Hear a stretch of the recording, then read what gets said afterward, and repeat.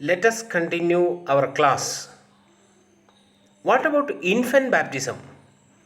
There is an understanding among many people that infant baptism is a practice in the church started with, with Constantine or in the 5th or 4th or 5th century. However, we have very clear evidences for infant baptism even from the 2nd century itself. The first clear reference to infant baptism is in the writings of Irenaeus.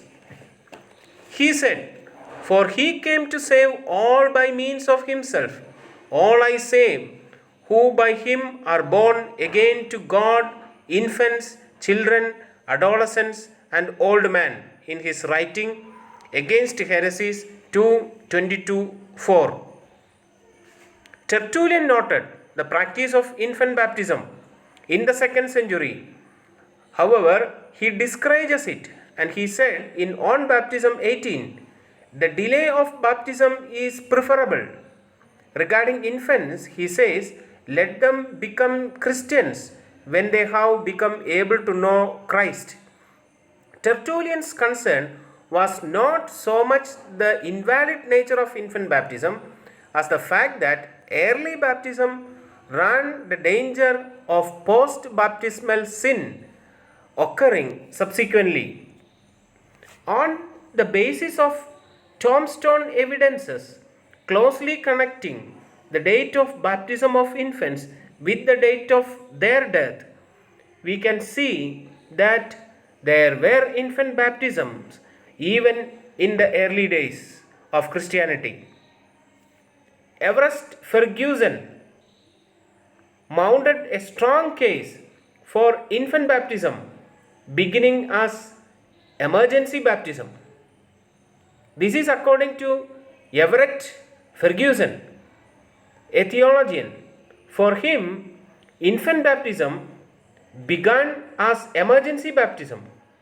As baptism became more and more crucial to salvation, parents and the church would be anxious for baptism to be administered to those clearly at risk of death, whatever their age might be. Because the threat of death was never far away, emergency baptism of infants could later become the general concern. This is according to Everett Ferguson. Origen in the first to show that the practice of infant baptism is widespread. He asks why children should be baptized. His own answer is that a stain attached to birth. There is in all persons the natural stains of sin which must be washed away by the water and the Spirit, in his commentary on Romans 5:9. Cyprian is the first clear theologian, exponent of the baptism of babies. He said, original sin requires the baptism of a baby. Augustine's view on original sin were powerful in the church's full acceptance of that doctrine and the necessity of infant baptism.